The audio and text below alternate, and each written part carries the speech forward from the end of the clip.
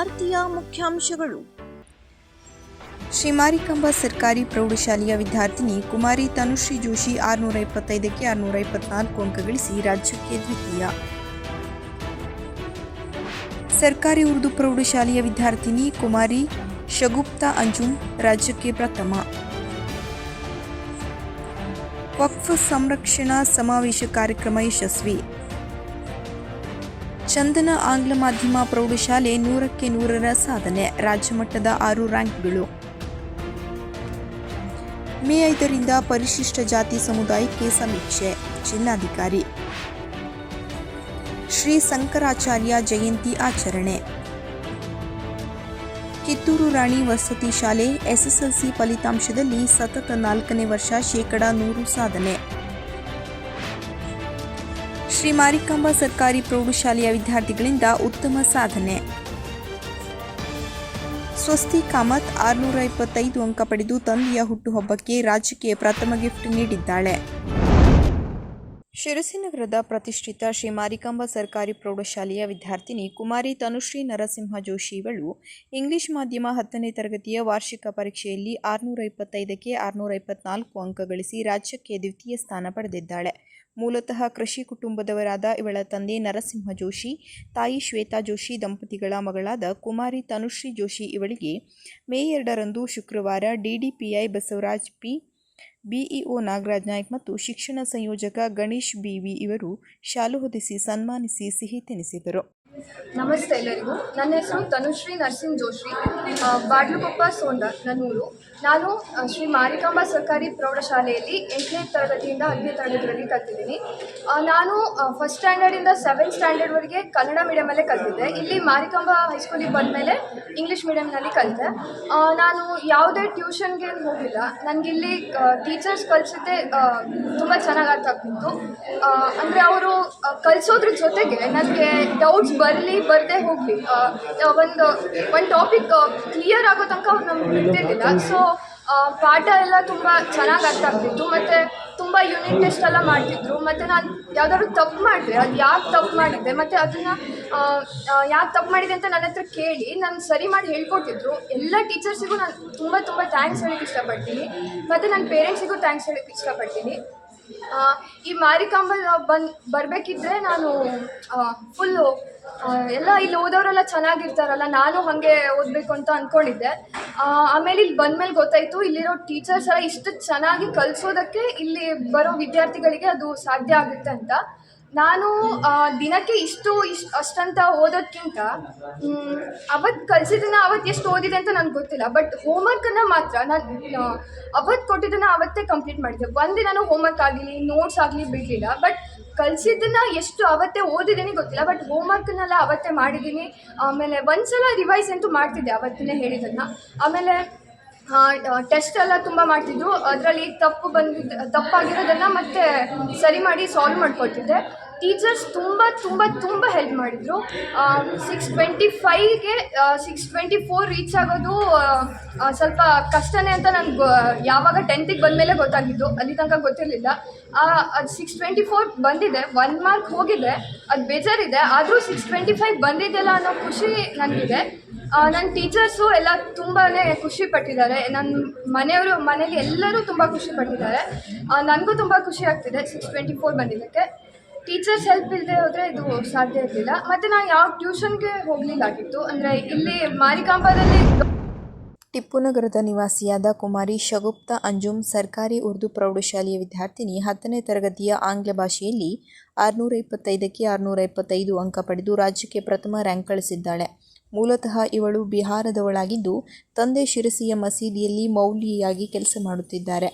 ಈ ಕುರಿತು ಬಿಇಒ ನಾಗರಾಜ್ ನಾಯ್ಕ್, ಮುಖ್ಯ ಶಿಕ್ಷಕ ಆನಂದ್ ಎಸ್ ಕೊರವರ ಮತ್ತು ಸಹ ಶಿಕ್ಷಕರು ವಿದ್ಯಾರ್ಥಿನಿಗೆ ಶಾಲು ಹೊದಿಸಿ ಸನ್ಮಾನಿಸಿದರು. ಸರ್ಕಾರಿ ಉರ್ದು ಪ್ರೌಢಶಾಲೆ ಶಿರಸಿಯ ವಿಶೇಷತೆ ಏನು ಅಂತಂದರೆ, ಈ ವರ್ಷ ನಾವು ವಿಶೇಷ ತರಗತಿಗಳನ್ನು ನಡೆಸಿದ್ದೇವೆ.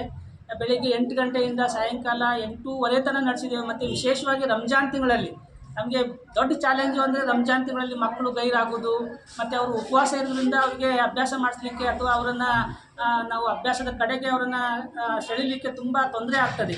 ಆದರೆ ನಾವು ಈ ವರ್ಷ ಮಾಡಿದ್ದು ಪ್ಲ್ಯಾನು ತುಂಬ ಚೆನ್ನಾಗಿತ್ತು ಮತ್ತು ವರ್ಕೌಟ್ ಆಗಿದೆ ಮತ್ತು ನಾವು ಅದರಲ್ಲಿ ಯಶಸ್ವಿಯಾಗಿದ್ದೇವೆ. ಏನಂತಂದರೆ ರಂಜಾನ್ ತಿಂಗಳಲ್ಲಿ ಅವರಿಗೆ ಉಪವಾಸ ಏನು ಬಿಡ್ತಾರೆ ಸಾಯಂಕಾಲ 6ವರೆಗೆ, ಆ ಉಪವಾಸವನ್ನು ಇಲ್ಲೇ ಬಿಡಿಸಿ 8:30 ತನಕ ನಾವೇ ಆಹಾರವನ್ನು ಕೊಟ್ಟು ಮಕ್ಕಳಿಗೆ 8:30 ತನಕ ನಾವು ವಿಶೇಷ ತರಗತಿಗಳನ್ನು ನಡೆಸಿದ್ದಕ್ಕೆ ಈ ವರ್ಷದ ಫಲಿತಾಂಶ ನಮ್ಮದು ಹೆಚ್ಚಳವಾಗಿದೆ ಮತ್ತು ನಮ್ಮ ಮಗು 625ಕ್ಕೆ 625 ತೆಗೆದುಕೊಂಡಿದೆ. ಹೀಗಾಗಿ ನಾನು ಎಲ್ಲರಿಗೂ ಧನ್ಯವಾದಗಳನ್ನು ಹೇಳಲಿಕ್ಕೆ ಇಷ್ಟಪಡ್ತೀನಿ. ನನಗೆ ತುಂಬ ಸಂತೋಷ ಆಗಿದೆ. ನಿಮ್ಮದು 2024-25ನೇ ಶೈಕ್ಷಣಿಕ ವರ್ಷದಲ್ಲಿ ನಮ್ಮ ಸಿರ್ಸಿ ತಾಲೂಕಿಗೆ ಮೊದಲ ರ್ಯಾಂಕ್ ಬಂದಂತಹ ಸರ್ಕಾರಿ ಉರ್ದು ಪ್ರೌಢಶಾಲೆಯ ವಿದ್ಯಾರ್ಥಿನಿಗೆ ಮೊದಲನೇದಾಗಿ ನಾನು ಅಭಿನಂದನೆಗಳನ್ನು ತಿಳಿಸಲಿಕ್ಕೆ ಇಷ್ಟಪಡ್ತಾ ಇದ್ದೀನಿ. ನಮ್ಮ ತಾಲೂಕಿನಲ್ಲಿ ಈಗಾಗಲೇ ಪ್ರತಿ ವರ್ಷವೂ ಕೂಡ ರ್ಯಾಂಕ್ಗಳು ಬರ್ತಾಯಿದ್ದರೂ ಕೂಡ ಉರ್ದು ಪ್ರೌಢಶಾಲೆಗೆ ಇವತ್ತು ಬಂದಿರೋದು ತುಂಬ ಹೆಮ್ಮೆಯ ವಿಷಯ. ಹಾಗಾಗಿ ಈ ಸಂದರ್ಭದಲ್ಲಿ ಶಾಲೆಯ ವಿದ್ಯಾರ್ಥಿನಿ ಹಾಗೂ ಎಲ್ಲ ಶಿಕ್ಷಕರಿಂದ, ಮುಖ್ಯ ಶಿಕ್ಷಕರನ್ನು, SDMC ಅವರನ್ನು ನಮ್ಮ ತಾಲೂಕಿನ ಪರವಾಗಿ ತುಂಬ ಹೃದಯದಿಂದ ಅವರಿಗೆ ಅಭಿನಂದನೆಗಳನ್ನು ತಿಳಿಸಲಿಕ್ಕೆ ಇಷ್ಟಪಡ್ತೇನೆ. Thank you. ನಮಸ್ಕಾರ, ನನ್ನ ಹೆಸರು ಶಗುಫ್ತಾ ಅಂಜುಮ್. ನನ್ನ ಅಪ್ಪನ ಹೆಸರು ಮೊಹಮ್ಮದ್ ಮಜರುಲ್ ಇಸ್ಲಾಂ, ಅವರು ಮೌಲ್ವಿ. ನನ್ನ ಅಮ್ಮನ ಹೆಸರು ಸಾಹಿರಾ ಬಾನು. ನಾನು ನನ್ನ ಪ್ರೈಮರಿ ಎಜುಕೇಷನ್ ULPS ವಿಪುನಗರ್ ಸಿರ್ಸಿಯಿಂದ ಮಾಡಿದ್ದೇನೆ. ಆದ ನಂತರ ನಾನು ಬಿಹಾರ್ ಹೋಗಿದ್ದೆ. ಬಿಹಾರ್ನಲ್ಲಿ ನಾನು 6, 7 ಮತ್ತು 8 ಓದಿದ್ದೆ. ಬಿಹಾರ್ನಲ್ಲಿ ಹೋಗಿದ್ದರು ನಮ್ಮ ಟೀಚರ್ ನಮಗೆ ಬಹಳಷ್ಟು ಸಪೋರ್ಟ್ ಮಾಡುತ್ತಿದ್ದರು. ನಮ್ಮ ಪ್ರೈಮರಿ ಟೀಚರ್ ನಾಜ್ಮಾ ಟೀಚರ್ ಅವರು ನನಗೆ ಬಹಳಷ್ಟು ಸಪೋರ್ಟ್ ಮಾಡ್ತಾರೆ. ಮತ್ತು ನಮ್ಮ ಬೇರೆ ಟೀಚರ್ಗಳು ದಾಖಲಾ ಟೀಚರ್ ಮತ್ತು ಸುರೇಖಾ ಟೀಚರ್ ಅವರು ನನಗೆ ಬಹಳಷ್ಟು ಸಪೋರ್ಟ್ ಮಾಡಿದ್ದರು. ಬಿಹಾರಿಂದ ವಾಪಸ್ ಬಂದಾಗ ನಾನು ಇಲ್ಲಿ ಅಡ್ಮಿಷನ್ ತಗೊಂಡಿದ್ದೆ 9th. ನಾನು ಅಡ್ಮಿಷನ್ ತಗೊಂಡಿಗೆ ಬಂದಾಗ ನಮ್ಮ ಟೀಚರ್ಸ್ ನಮಗೆ ಬಹಳಷ್ಟು ಸಪೋರ್ಟ್ ಮಾಡಿದ್ದರು. ನಮ್ಮ ಟೀಚರ್ಸ್ ಅಂದರೆ ನಮ್ಮ maths teacher Krishna sir, science teacher Shagufta teacher, social and Urdu teacher Saita teacher ಮತ್ತು ನಮ್ಮ ಕ್ಲಾಸ್ ಟೀಚರ್ ಅವರು ನನಗೆ ಬಹಳಷ್ಟು ಪ್ರೀತಿ ಮಾಡ್ತಾರೆ. ಶೋಭಾ ಟೀಚರ್ ಅವರು ನನಗೆ ಬಹಳಷ್ಟು ಸಪೋರ್ಟ್ ಮಾಡಿದ್ದರು. ಆದರೆ ನನಗೆ ಕನ್ನಡ ಕಲಿಸಿದ್ದವರು ಕಲ್ಪನಾ ಮಿಸ್. ನನಗೆ ಕನ್ನಡ ಬಹಳಷ್ಟು ಬರ್ತಿದ್ದು 1ರಿಂದ 5 ತನಕ. ಆದರೆ ನನಗೆ ಕನ್ನಡ ಮಾತಾಡಲಿಕ್ಕೆ ಬರ್ತಾ ಇಲ್ಲ. ಇಲ್ಲಿ ಬಂದಾಗ ಕಲ್ಪನಾ ಟೀಚರ್ ನನಗೆ ಕನ್ನಡ ಮಾತಾಡಲಿಕ್ಕೆ ಕಲಿಸಿದರು. ನಮ್ಮ HM ಶ್ರೀ ಆನಂದ್ ಕೋರ್ವಲ್ ಅವರು ನನಗೆ ಬಹಳಷ್ಟು ಸಪೋರ್ಟ್ ಮಾಡ್ತಾರೆ. ಎಲ್ಲ ಕಾರ್ಯಗಳಲ್ಲಿ ನನಗೆ ಅವರು ಸಪೋರ್ಟ್ ಮಾಡ್ತಾರೆ. ಆದ ನಂತರ ನಮ್ಮ ಟೀಚರ್ಸ್ ನನಗೆ ಬಹಳಷ್ಟು ಸಪೋರ್ಟ್ ಮಾಡ್ತಾರೆ. ಮತ್ತು ನಾನು ಸ್ಟಡಿಯನ್ನು ಒಂದು ದಿವಸದಲ್ಲಿ 2-3 ತಾಸು ಓದ್ತಾ ಇದ್ದೆ ಫಸ್ಟ್ನಲ್ಲಿ. ಆದ ನಂತರ ನಾನು ಡಿಸೆಂಬರ್, ಜನವರಿ, ಫೆಬ್ರವರಿ ಮತ್ತು ಮಾರ್ಚ್ 7 to 8 ಅವರ್ ನಾನು ಓದಿದ್ದೆ. ನಾನು ಯಾವಾಗೂ ಸ್ಟ್ರೆಸ್ ತಗೊಂಡಿಲ್ಲ. ಆದರೆ ನಮ್ಮ ಟೀಚರ್ಸ್ ನನಗೆ ಬಹಳಷ್ಟು ಸಪೋರ್ಟ್ ಮಾಡಿದ್ದರು. ರಂಜಾನ್ನಲ್ಲಿ ಆ ಮಂತ್ನಲ್ಲಿ ಎಷ್ಟು ಉಪವಾಸ ನಮ್ಮ ಟೀಚರ್ಗಳು ಉಪವಾಸ ಇರುತ್ತಿದ್ದರು. ಆದರೆ ಅವರು ನಮಗೆ ಸಪೋರ್ಟ್ ಮಾಡಿದ್ದರು. ರಾತ್ರಿ 8 ಗಂಟೆದಾಗ ಅವರು ನಮಗೆ ಓದುತ್ತಿದ್ದರು. ಅವರು ನಮ್ಮ ಶಾಲೆಗೆ ಬರುತ್ತಿದ್ದರು. ನಮ್ಮ ಟೀಚರ್ಸ್ ನಮಗೆ ಬಹಳಷ್ಟು ಸಪೋರ್ಟ್ ಮಾಡ್ತಾರೆ. ಮತ್ತು ನಮ್ಮ ಫ್ಯಾಮಿಲಿ ನಮಗೆ ಬಹಳಷ್ಟು ಸಪೋರ್ಟ್ ಮಾಡ್ತಾರೆ. ನಾನು ಎಷ್ಟು ಓದಿದ್ದರೂ ನನಗೆ ಏನೂ ಇಲ್ಲ ನಮಗೆ ಮತ್ತು ನನಗೆ ಎಲ್ಲರಲ್ಲಿ ಪ್ರೋತ್ಸಾಹ ಮಾಡುತ್ತಾರೆ. ಮುಂದೆ ಏನಾಗಬೇಕು ಅಂತಿದೆ ಅಂತ ಹೇಳಿ. ನಾನು ಮುಂದೆ MBBS ಆಗ್ತೇನೆ ಅಂತ ನನ್ನ ಇಷ್ಟ. ನಾನು ಆಗ್ತೇನೆ. ಇಲ್ಲಿ ಕರ್ನಾಟಕದಲ್ಲೇ ಇದ್ಬಿಟ್ಟು ಓದ್ತೀರಾ ಅಂತ ಹೇಳಿ. ಕರ್ನಾಟಕದಲ್ಲೇ ಇದ್ದು ಓದ್ತೀರಾ, ಬಿಹಾರ ಓದ್ತೀರಾ ಅಂತ ಹೇಳಿ. ನಾನು ಕರ್ನಾಟಕದಲ್ಲಿ ನನ್ನ ಎಜುಕೇಷನ್ ಕಂಪ್ಲೀಟ್ ಮಾಡ್ತೇನೆ. ಕರ್ನಾಟಕದಲ್ಲಿ ಎಜುಕೇಷನ್ ಕಂಪ್ಲೀಟ್ ಆದಮೇಲೆ ನಾನು ಕರ್ನಾಟಕದಲ್ಲಿ ಇರ್ತೇನೆ ಅಂತ ನನ್ನ ಆಸೆ. ಮತ್ತು ಮೇ 2ರಂದು ವಕ್ಫ್ ಸಂರಕ್ಷಣಾ ಸಮಾವೇಶವನ್ನು ಶಿರಸಿ ತಾಲೂಕಿನ ಮುಸ್ಲಿಂ ಸಮುದಾಯದ ವತಿಯಿಂದ ಸಾವಿರಾರು ಸಂಖ್ಯೆಯಲ್ಲಿ ಒಂದೆಡೆ ಸೇರಿ ನಗರದ ವಿಕಾಸಾಶ್ರಮ ಮೈದಾನದಲ್ಲಿ ಶುಕ್ರವಾರ ಹಮ್ಮಿಕೊಳ್ಳಲಾಗಿತ್ತು. ಮೆಹಬೂಬ್ ಮುಲ್ಲಾ ಇವರು ಸ್ವಾಗತ ಭಾಷಣ ಮಾಡಿದರು. ಪ್ರಾಸ್ತಾವಿಕವಾಗಿ ಮಾತನಾಡಿದ ಮೌಲನ್ನಾ ಉಮರ್ ಫಾರೂಕ್ ಮದನಿ ಅವರು ಮುಸ್ಲಿಮರ ಯಾವುದೇ ಆಸ್ತಿ, ಧಾರ್ಮಿಕ ಆಚರಣೆ, ರಾಜಕೀಯ ಹಕ್ಕುಗಳನ್ನು ಕಿತ್ತುಕೊಳ್ಳುವ ಕೆಲಸ ಮಾಡಬಾರದು ಎಂದರು. ಅದೇ ರೀತಿ ಮುಸ್ಲಿಂ ಸಮುದಾಯದವರಿಂದ ಯಾರ ಮನೆಗಳಿಗೆ ಬೆಂಕಿ ಹಚ್ಚುವ ಕೆಲಸ, ದಬ್ಬಾಳಿಕೆ ಮಾಡುವುದು, ಇನ್ನೊಬ್ಬರ ಆಸ್ತಿಯನ್ನು ಕಿತ್ತುಕೊಳ್ಳುವ ಕೆಲಸ ಯಾವಾಗಲೂ ಮಾಡಬಾರದೆಂದು ಹೇಳಿದರು. ನಾವೆಲ್ಲರೂ ಭಾರತೀಯರು ಎಂದು ಹೇಳಿದರು. ಮೌಲಾನಾ ಅಬ್ದುಲ್ ರಹೀಮ ಶಿರಾನಿ ಮಾತನಾಡಿ, ಬರೀ 4-5 ದಿನ ಜಗಳ ಮಾಡಿಕೊಂಡು ಹಿಂದೂಸ್ತಾನ ಆಗಿಲ್ಲ. ಭಾರತ ಜಾತ್ಯತೀತ ರಾಷ್ಟ್ರ. ಅದಕ್ಕಾಗಿ ಹಲವಾರು ಜಾತಿಗಳನ್ನು ಸೇರಿಸಿ ಹಿಂದೂಸ್ತಾನ ಮಾಡಲಾಗಿದೆ. ಹಿಂದೂ, ಮುಸ್ಲಿಂ, ಸಿಖ್, ಜೈನ್, ಕ್ರಿಶ್ಚಿಯನ್ಗಳಂತಹ ಸಮುದಾಯಗಳು ಸೇರಿ ಒಂದು ಹಿಂದೂಸ್ತಾನವಾಗಿದೆ ಎಂದರು. ಅದಕ್ಕಾಗಿ ಮುಸ್ಲಿಮರ ಹಕ್ಕುಗಳನ್ನು ಕಿತ್ತುಕೊಳ್ಳುವ ಕೆಲಸ ಆಗಬಾರದು ಮತ್ತು ಈ ವಕ್ಫ್ ತಿದ್ದುಪಡಿ ಕಾನೂನು ವಿರೋಧಿಸಿ ಶಾಂತಿಯುತವಾದ ಹೋರಾಟ ಮಾಡುತ್ತೇವೆ ಎಂದು ಹೇಳಿದರು. ನಂತರ ಜನಾಬ್ ಮೊಹಮ್ಮದ್ ಇಕ್ಬಾಲ್ ಬೆಳಗಿ ಮಾತನಾಡಿ, ಮುಸ್ಲಿಮರು ಸಂವಿಧಾನವನ್ನು ರಕ್ಷಣೆ ಮಾಡುತ್ತೇವೆ ಮತ್ತು ಗೌರವಿಸುತ್ತೇವೆ ಎಂದರು. ಆದರೆ ಇತ್ತೀಚಿನ ದಿನಗಳಲ್ಲಿ ಹಿಜಾಬ್, ತಲಾಕ್ ಮುಂತಾದವುಗಳನ್ನು ಎದುರಿಸುತ್ತಿದ್ದೇವೆ. ಈಗ ಮತ್ತೆ ವಕ್ಫ್ ತಿದ್ದುಪಡಿ ಕಾಯ್ದೆ ಬಂದಿದೆ ಎಂದರು. ಹಿಂದೂ ಮತ್ತು ಮುಸ್ಲಿಮರ ನಡುವೆ ಸಹೋದರತ್ವವನ್ನು ಬೆಳೆಸುವ ಕೆಲಸ ಎರಡೂ ಬದಿಯಿಂದ ಆಗಬೇಕು ಎಂದರು. ಅಲ್ಲದೆ ಎರಡೂ ಬದಿ ಕೋಮುವಾದಿಗಳಿಗೆ ಈ ದೇಶದಲ್ಲಿ ಜಾಗವಿಲ್ಲ ಎಂದರು. ನಂತರ ಸಾಮಾಜಿಕ ಹೋರಾಟಗಾರ ಲೋಹಿತ್ ನಾಯ್ಕ್ ಮಾತನಾಡಿ, ಈ ಭಾರತ ದೇಶವನ್ನು ನಾವು ಕಟ್ಟಿದ್ದೇವೆ. ಈ ದೇಶ ಕಟ್ಟುವುದರಲ್ಲಿ ನಮ್ಮ ಬೆವರು ಮತ್ತು ಶ್ರಮವಿದೆ ಎಂದರು. ಇನ್ನು ಕಳೆದ 10 ವರ್ಷಗಳಿಂದ ಯಾರೋ ಶಾಗಳು ಕುಳಿತುಕೊಂಡಿದ್ದಾರೆ ಎಂದ ಮಾತ್ರಕ್ಕೆ ಅವರ ಕೈಯಲ್ಲಿ ಎಲ್ಲ ಅಧಿಕಾರ ಕೊಡಲು ಆಗುತ್ತಾ? ಕೇವಲ 35% ಓಟು ತೆಗೆದುಕೊಂಡು ಅಧಿಕಾರಕ್ಕೆ ಬಂದಿದ್ದಾರೆ. ಆದರೆ ಇನ್ನುಳಿದ 65% ವೋಟರ್ಗಳು ಒಂದಾದಾಗ ಇವರು ನಮ್ಮ ಹತ್ತಿರ ಸುಳಿಯಲು ಆಗುವುದಿಲ್ಲ ಎಂದರು. ನಮ್ಮ ತಾಕತ್ತು ಏನು ಎಂಬುದು ಶಿರಸಿಯಲ್ಲಿ ಹಿಂದಿನ ವಿಧಾನಸಭಾ ಚುನಾವಣೆಯಲ್ಲಿ ತೋರಿಸಿದ್ದೇವೆ. ಇನ್ನು ಮುಂದೆಯೂ ಹಾಗೇ ಇರಬೇಕು ಎಂದರು. ಸರ್ಕಾರಗಳು ಸೂರ್ಯನ ಕಿರಣಗಳಂತೆ ಇರಬೇಕು. ಇತ್ತೀಚಿನ ಸರ್ಕಾರಗಳು ಮಲತಾಯಿ ಧೋರಣೆ ತಾಳುತ್ತಿವೆ. ಇವರು ಮುಸ್ಲಿಮರ ವಿರೋಧಿಯಲ್ಲ, ಸಂವಿಧಾನದ ವಿರೋಧಿಗಳು ಎಂದು ಹೇಳಿದರು. ನಂತರ ರಾಜ್ ಚಿರಂತ್ ಮಾತನಾಡಿ, ಸಂವಿಧಾನದ ಅನುಚ್ಛೇದ 13ರ ಆಶಯದ ಪ್ರಕಾರ ಲೋಕಸಭೆಯಲ್ಲಿ ಕಾನೂನು ನಡೆಯಬೇಕು ಮತ್ತು ಅದರಂತೆ ಪೊಲೀಸರು ಮತ್ತು ಡಿಸಿಗಳು ಕರ್ತವ್ಯ ನಿಭಾಯಿಸಬೇಕು ಎಂದರು. ಅನ್ಯಾಯ ಮಾಡಿದಾಗ ಕೋರ್ಟ್, ಪೊಲೀಸ್ ಏನೂ ಮಾಡುವುದಕ್ಕೆ ಸಾಧ್ಯವಿಲ್ಲ. ಒಂದು ಕಾನೂನನ್ನು ಆದೇಶ ಮಾಡಿದಾಗ ಅದನ್ನು ರದ್ದು ಮಾಡುವ ಹಕ್ಕು ಯಾವ ನ್ಯಾಯಾಲಯಕ್ಕೂ ಇಲ್ಲ. ಒಂದು ವೇಳೆ ಅದು ಸಾರ್ವಜನಿಕ ಮತ್ತು ಜಾತ್ಯತೀತರ ಹಿತದ ವಿರುದ್ಧ ಇದ್ದಾಗ ಅದರ ಸಾಧಕ ಬಾಧಕಗಳ ಕುರಿತು ಮುಕ್ತವಾಗಿ ಚರ್ಚಿಸಿ ಎಲ್ಲರ ಒಪ್ಪಿಗೆ ಪಡೆದು ತಿದ್ದುಪಡಿ ಮಾಡಬಹುದಾಗಿದೆ ಎಂದರು. ಅದಕ್ಕಾಗಿ ನಾಗಭೂಷಣ್ ಅವರ ಪ್ರಕಾರ ಪ್ರತಿಭಟನೆಗೆ ಸರ್ಕಾರದಿಂದ ಪರವಾನಗಿ ಬೇಕು, ಅದನ್ನು ತೆಗೆದುಕೊಳ್ಳಿರಿ. ಈ ಸಭೆಯು ಯಾರ ವಿರುದ್ಧವೂ ಅಲ್ಲ, ಅನ್ಯಾಯದ ವಿರುದ್ಧ ಎಂದು ಹೇಳಿದರು. ಈ ಸಂದರ್ಭದಲ್ಲಿ ನಗರಸಭೆ ಸದಸ್ಯ ಅಬ್ದುಲ್ ಖಾದರ್ ಆನವಟ್ಟಿ, ಮೀರ್ ಸಾಬ್ ಮುಕಾಂದರ್ ಮತ್ತು ಮುಸ್ಲಿಂ ಮುಖಂಡರು ಮತ್ತು ಸಾರ್ವಜನಿಕರು ಉಪಸ್ಥಿತರಿದ್ದರು. ಮುಸ್ಲಿಂ ಬಾಂಧವರು ಒಗ್ಗೂಡಿ ನಮಗೆ ಸಿಗಬೇಕಾದಂತಹ ಹಕ್ಕನ್ನು ಕಸಿಯಲು ಪ್ರಯತ್ನಿಸುವವರ ಕೈಯಿಂದ ಆ ಹಕ್ಕನ್ನು ಹಿಂಪಡೆಯುವಂತಹ ಒಂದು ಸಮಾವೇಶಕ್ಕೆ ನಾವು ಚಾಲನೆಯನ್ನು ನೀಡಿದ್ದೇವೆ. ಇದು ಕೇವಲ ಒಂದು ಸಮಾವೇಶ ಮಾತ್ರವಲ್ಲ, ಇದು ನಮ್ಮ ಹಕ್ಕನ್ನು ಪಡೆಯುವಂತಹ ಮೊದಲ ಹೋರಾಟವಾಗಿದೆ. ಇನ್ಶಾ ಅಲ್ಲಾ ನಮ್ಮ ಹಕ್ಕು ನಮಗೆ ಯಾವಾಗ ತಿರುಗಿ ಲಭಿಸುತ್ತದೆಯೋ ಅಷ್ಟರ ತನಕ ಕಾನೂನು ರೀತಿಯಲ್ಲಿ ಶಾಂತಿಯುತವಾಗಿರುವಂತಹ ಸಮಾವೇಶಗಳು ಬೇಕಾದಂತಹ ಸಂದರ್ಭದಲ್ಲಿ ಮುಂದುವರಿಯುತ್ತಾ ಇದೆ ಎಂದು ಸಹ ಈ ಸಂದರ್ಭದಲ್ಲಿ ಹೇಳಲು ಬಯಸುತ್ತೇನೆ. ನಾವೆಲ್ಲರೂ ಭಾರತೀಯರಾದಂತಹ ನಾವು ಜಾತ್ಯತೀತ ದೇಶವಾದಂತಹ ಭಾರತದಲ್ಲಿ ವಾಸಿಸುತ್ತಿರುವಾಗ ಇಲ್ಲಿ ಪ್ರತಿಯೊಬ್ಬರಿಗೂ ಅವರವರ ಧರ್ಮಗಳನ್ನು ಅನುಸರಿಸಿ ಜೀವಿಸುವಂತಹ ಅವಕಾಶಗಳನ್ನು ನಮ್ಮ ಸಂವಿಧಾನವು ನಮಗೆ ನೀಡಿದೆ. ಆ ನೀಡಲ್ಪಟ್ಟಂತಹ ಸಂವಿಧಾನದಲ್ಲಿ ನೀಡಲ್ಪಟ್ಟಂತಹ ಹಕ್ಕನ್ನು ಕಸಿಯಲು ಪ್ರಯತ್ನಿಸುವಾಗ ಆ ಹಕ್ಕನ್ನು ಪಡೆಯುವಂತಹ ಹೋರಾಟ, ಅದು ಮಾಡಬೇಕಾದಂತಹ ಜವಾಬ್ದಾರಿ ನಮ್ಮ ಮೇಲಿದೆ. ಪ್ರತ್ಯೇಕವಾಗಿ ನಮಗೆಲ್ಲರಿಗೂ ತಿಳಿದಿರುವ ರೀತಿಯಲ್ಲಿ ವಕ್ಫ್ ಬೋರ್ಡ್ನಲ್ಲಿ ಅಥವಾ ವಕ್ಫ್ ಕಾನೂನಿನಲ್ಲಿ ಮಾಡಲ್ಪಟ್ಟಂತಹ ಕೆಲವೊಂದು ತಿದ್ದುಪಡಿಗಳು ಅದು ಅಸಾಂವಿಧಾನಿಕ. क्या है, हम किस हैसियत से रहते हैं, हम कितने नंबर दर्जे के शहरी हैं,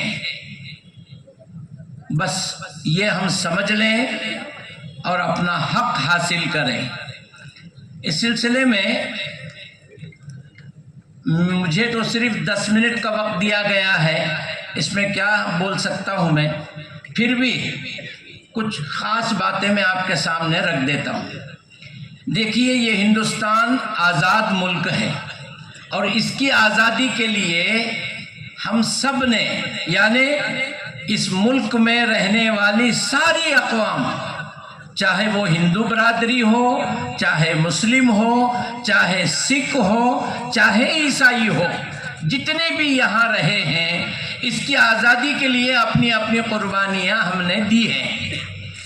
जब हिंदुस्तान आज़ाद हो गया तो हम सब मिल कर के इसे अपना मुल्क समझा। ये हमारा वतन है। एक है कौम, एक है मुल्क, एक है मजहब। इसको आप समझें। कौम जो है वतन से होती है, मजहब से नहीं। ये हमारा वतन है। जिस वक्त यहाँ पर पार्टीशन हुआ तो जिनको जाना था वो चले गए, और वो भी इस बुनियाद पर गए कि ला इलाहा इल्लल्लाह का मतलब पाकिस्तान बोलकर, लेकिन वहाँ वो नहीं हो रहा है। हम सारे जहां से अच्छा हिंदुस्तान हमारा, ये कहकर के हम यहीं रुके। आज हम इस आज़ाद वतन की एक ईंट हैं, हम इसका हिस्सा हैं। आपको मालूम होना चाहिए, ये जो तिरंगे यहाँ लहरा रहे हैं, जो हमारे मुल्क का झंडा है, जानते हैं इसको किसने बनाया? ನಾನು ಇಷ್ಟಪಡ್ತೇನೆ ಅದನ್ನ ನಾವು ಸಾಧ್ಯವಾದಷ್ಟು ದಿವಸಕ್ಕೆ ಇಷ್ಟಿನ ದಿವಸ ಸಹಿತ ಮಾಡ್ತಾ ಬಂದಿದ್ದೇವೆ, ಇನ್ನು ಮುಂದೆ ಸಹಿತ ಮಾಡ್ತೇವೆ ಅಂತ ಹೇಳಲಿಕ್ಕೆ ಇಷ್ಟಪಡ್ತೇವೆ. ನೋಡಿ, ಒಂದು ಮಾತಿದೆ, ನಾ ಮೇರಾ ನಾ ತೇರಾ, ನಾ ಮೇರಾ ನಾ ತೇರಾ, ये हिंदुस्तान सबका है। अगर नहीं समझ गई ये बात, नुकसान सबका है। सभी की खून है शामिल यहाँ की मिट्टी में, सभी की खून है शामिल यहाँ की मिट्टी में। किसी की बाप का हिंदुस्तान इसका है? ನಾವುಗಳು ಕಟ್ಟಿರೋ ದೇಶ ಅಲ್ಲೇನ್ರಿ ಇದು?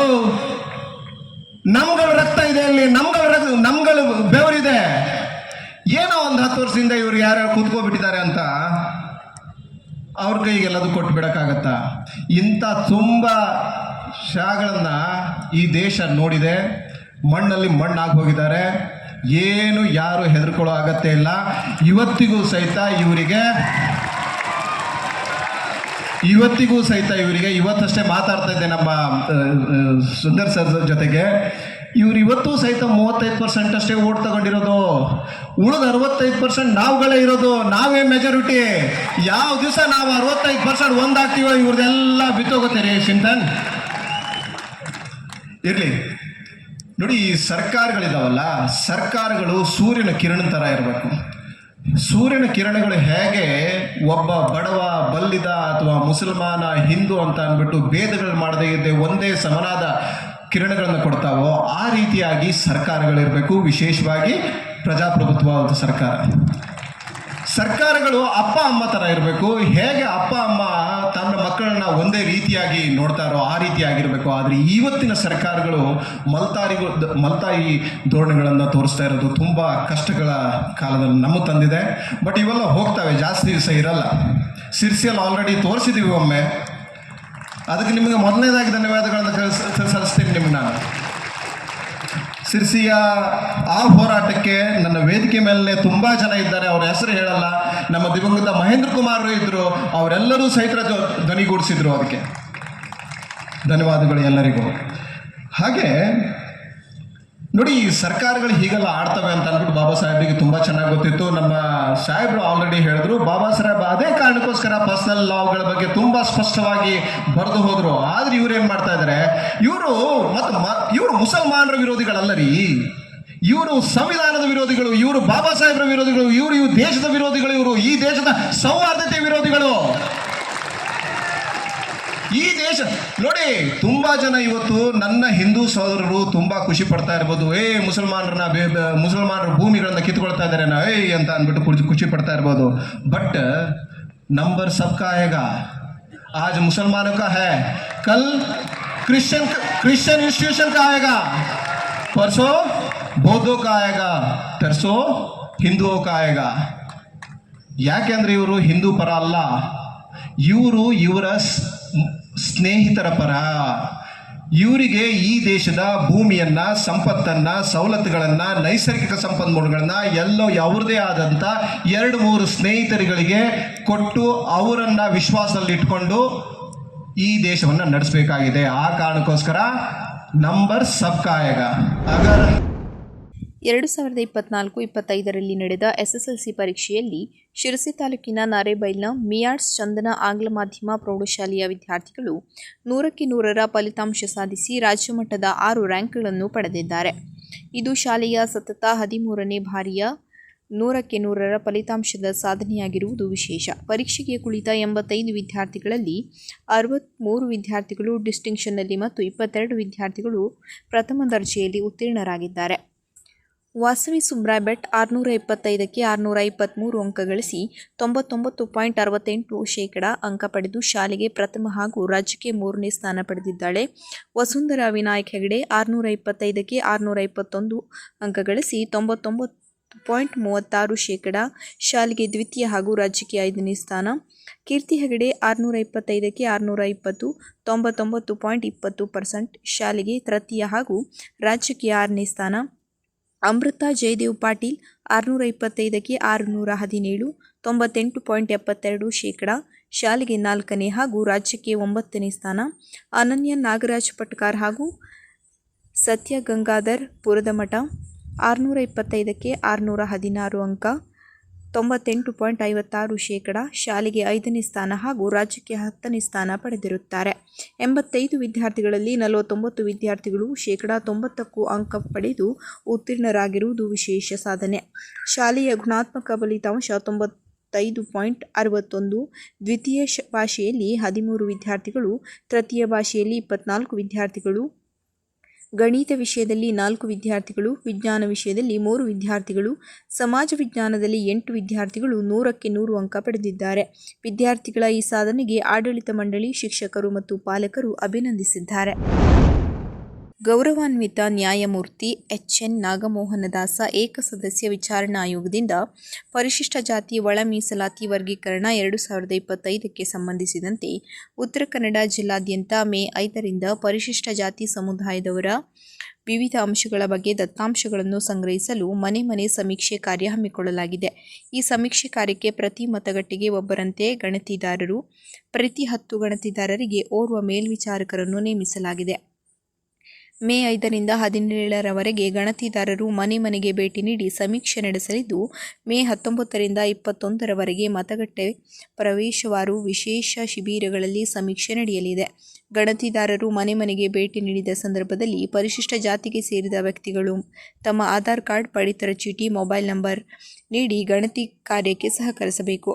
ಪರಿಶಿಷ್ಟ ಜಾತಿಗಳ ಸಮಗ್ರ ಸಮೀಕ್ಷೆ 2025ಕ್ಕೆ ಸಂಬಂಧಿಸಿದಂತೆ ಹೆಚ್ಚಿನ ಮಾಹಿತಿ ವಿವರಗಳಿಗಾಗಿ ಅಧಿಕಾರಿಗಳ ಕಾರ್ಯಾಲಯದಿಂದ ಕಂಟ್ರೋಲ್ ರೂಮ್ ಮತ್ತು ಸಹಾಯವಾಣಿ ತೆರೆಯಲಾಗಿದ್ದು 08382229857 9483511015 ಹಾಗೂ ರಾಜ್ಯ ಮಟ್ಟದ ಸಹಾಯವಾಣಿ ಸಂಖ್ಯೆ 08022634300 ಸಂಪರ್ಕಿಸುವಂತೆ ಜಿಲ್ಲಾಧಿಕಾರಿ ಕೆ. ಲಕ್ಷ್ಮೀಪ್ರಿಯಾ ಪ್ರಕಟಣೆಯಲ್ಲಿ ತಿಳಿಸಿದ್ದಾರೆ.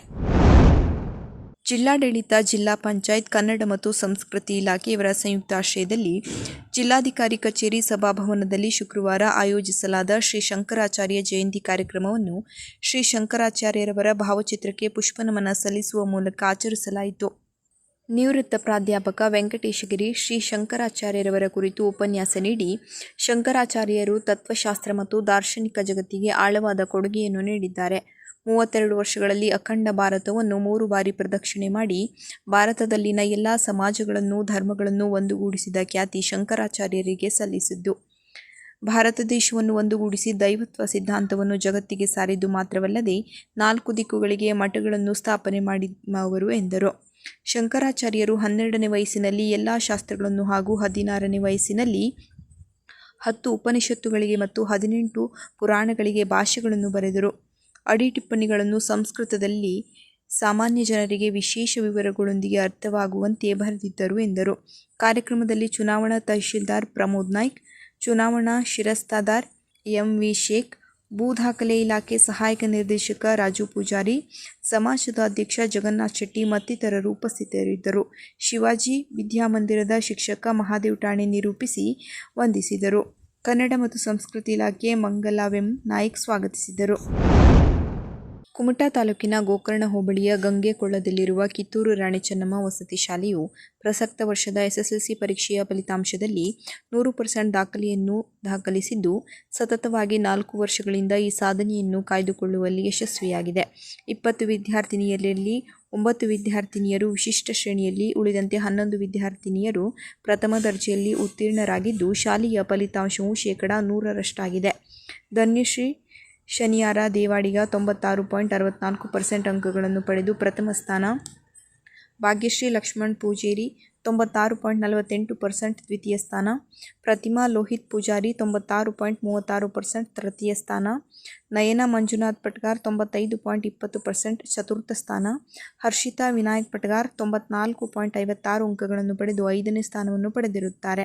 ಈ ಎಲ್ಲ ವಿದ್ಯಾರ್ಥಿನಿಯರಿಗೆ ಪಾಠ ಬೋಧನೆ ಮಾಡಿದ ವಿಷಯ ಶಿಕ್ಷಕರುಗಳಿಗೆ ಹಾಗೂ ವಿದ್ಯಾರ್ಥಿನಿಯರಿಗೆ ಸಮಾಜ ಕಲ್ಯಾಣ ಇಲಾಖೆಯ ಉಪನಿರ್ದೇಶಕ ಉಮೇಶ್ ವೈಕೆ ಮತ್ತು ವಸತಿ ಶಾಲೆಯ ಪ್ರಾಂಶುಪಾಲ NR ನಾಯಕ್ ಹಾಗೂ ಸಿಬ್ಬಂದಿಗಳು ಶುಭ ಹಾರೈಸಿದರು. SSLC ಪರೀಕ್ಷೆಯಲ್ಲಿ ಉತ್ತಮ ಸಾಧನೆ ಮಾಡಿದ ಶ್ರೀ ಮಾರಿಕಾಂಬಾ ಸರ್ಕಾರಿ ಪ್ರೌಢಶಾಲೆಯ ವಿದ್ಯಾರ್ಥಿಗಳು ಉತ್ತಮ ಸಾಧನೆ ಮಾಡಿದ್ದಾರೆ. ಪರೀಕ್ಷೆಗೆ ಕುಳಿತ ವಿದ್ಯಾರ್ಥಿಗಳು ಒಟ್ಟು 541 ವಿದ್ಯಾರ್ಥಿಗಳಲ್ಲಿ 497 ವಿದ್ಯಾರ್ಥಿಗಳು ತೇರ್ಗಡೆಯಾಗಿದ್ದಾರೆ. ರಾಜ್ಯ ಮಟ್ಟದಲ್ಲಿ 2ನೇ ರ್ಯಾಂಕ್ ಕೂಡ ಬಂದಿದೆ. ಶಾಲಾ ಫಲಿತಾಂಶ 92%ರಷ್ಟಾಗಿದೆ. ತನುಶ್ರೀ ನರಸಿಂಹ ಜೋಶಿ 625ಕ್ಕೆ 624 ಅಂಕ ಪಡೆದು ರಾಜ್ಯಕ್ಕೆ ದ್ವಿತೀಯ ಸ್ಥಾನ ಪಡೆದಿದ್ದರೆ, ಒಟ್ಟು 18 ವಿದ್ಯಾರ್ಥಿಗಳು ರಾಜ್ಯ ಮಟ್ಟದಲ್ಲಿ 10ರ ಒಳಗಿನ ಸ್ಥಾನ ಪಡೆದಿದ್ದಾರೆ. ಕೆ ಪರಾಶರ 625ಕ್ಕೆ 622, ಮಾನ್ಯ ಮಂಜುನಾಥ್ ಹೆಗಡೆ 625ಕ್ಕೆ 622, ಪ್ರಣವ್ ರಾಮಚಂದ್ರ ಹೆಗಡೆ 625ಕ್ಕೆ 621, GN ಸಾಧ್ವಿ 625ಕ್ಕೆ 621, ನೇಸರ ಎಲೇದಹಳ್ಳಿ 625ಕ್ಕೆ 620, ಚಂದನ AB 625ಕ್ಕೆ 620, ದಿಗಂತ್ ಈಶ್ವರ್ ನಾಯ್ಕ್ 625ಕ್ಕೆ 620, ದಿವ್ಯಾ ಚಂದ್ರಹಾಸ್ ಪಟ್ಕಾರ್ 625ಕ್ಕೆ 619, ಸೋನಿತ್ ಬಾಬು ನಾಯ್ಕ್ 625ಕ್ಕೆ 619, ಮಲ್ಲಿಕಾರ್ಜುನ್ ವಿ ಕಟಗಿ 625ಕ್ಕೆ 619, ಕಾರ್ತಿಕೇಯ ವೆಂಕಟರಮಣ ಹೆಗಡೆ 625ಕ್ಕೆ 619, ವತ್ಸಲ ಸಬಾಹಿತ್ 625ಕ್ಕೆ 618, ಕಾವ್ಯ ಗೋವಿಂದ್ ಆಚಾರಿ 625ಕ್ಕೆ 617, ಜಯಶ್ರೀ ವಿ ಭಟ್ 625ಕ್ಕೆ 616, ಜಯಶ್ರೀ ವಿ ಭಟ್ 625ಕ್ಕೆ 616, ಸಹನಾ ವೆಂಕಟೇಶ್ 625ಕ್ಕೆ 616, ನಿಹಾರ್ ಸುಭಾಷ್ ನಾಯ್ಕ್ 625ಕ್ಕೆ 616, ಸ್ಫೂರ್ತಿ ಭಾಸ್ಕರ್ ನಾಯ್ಕ್ 625ಕ್ಕೆ 616 ಅಂಕ ಪಡೆದಿದ್ದಾರೆ. ವಿದ್ಯಾರ್ಥಿಗಳ ಈ ಸಾಧನೆಗೆ STMC ಅಧ್ಯಕ್ಷ ಶಾಸಕ ಭೀಮಣ್ಣ ಟಿ ನಾಯ್ಕ್, STMCಯ ಉಪಾಧ್ಯಕ್ಷ ಮಂಜುನಾಥ್ ಶೆಟ್ಟರ್, ಸದಸ್ಯರು ಉಪನಿರ್ದೇಶಕ P ಬಸವರಾಜ್, ಕ್ಷೇತ್ರ ಶಿಕ್ಷಣಾಧಿಕಾರಿ ನಾಗರಾಜ್ ನಾಯ್ಕ್, ಉಪ ಪ್ರಾಚಾರ್ಯ ರಾಜೇಶ್ ನಾಯ್ಕ್ ಮತ್ತು ಶಿಕ್ಷಕೇತರ ವೃಂದದವರು ಹರ್ಷ ವ್ಯಕ್ತಪಡಿಸಿದ್ದಾರೆ. ಕಾರ್ಕಳ ಜ್ಞಾನ ಸುಧಾನ ಸ್ವಸ್ತಿ ಕಾಮತ್ತ 625ಕ್ಕೆ 625 ಅಂಕ ಪಡೆದು ಉಡುಪಿ ಜಿಲ್ಲೆಯಿಂದ ರಾಜ್ಯಕ್ಕೆ ಟಾಪರ್ ಇವಳು. ಸದ್ಯ ಗೋಕರ್ಣದ ಮಂತ್ರ ಕೆಫೆಯಲ್ಲಿ ಮ್ಯಾನೇಜರ್ ಆಗಿ ಕೆಲಸ ಮಾಡುತ್ತಿದ್ದ ಜನಾರ್ದನ್ ಕಾಮತ್ ಅವರ ಮಗಳು ಸ್ವಸ್ತಿ ಕಾಮತ್ ಆಗಿದ್ದಾಳೆ. ಇದರಿಂದ ತಂದೆಯವರಿಗೆ ಮಂತ್ರ ಕೆಫೆ ಹೋಟೆಲ್ನಲ್ಲಿ ಮಾಲಕರು ಮತ್ತು ಸಿಬ್ಬಂದಿಗಳು ಹುಟ್ಟುಹಬ್ಬದ ಆಚರಣೆಯಲ್ಲಿ ಪಾಲ್ಗೊಂಡಿದ್ದರು.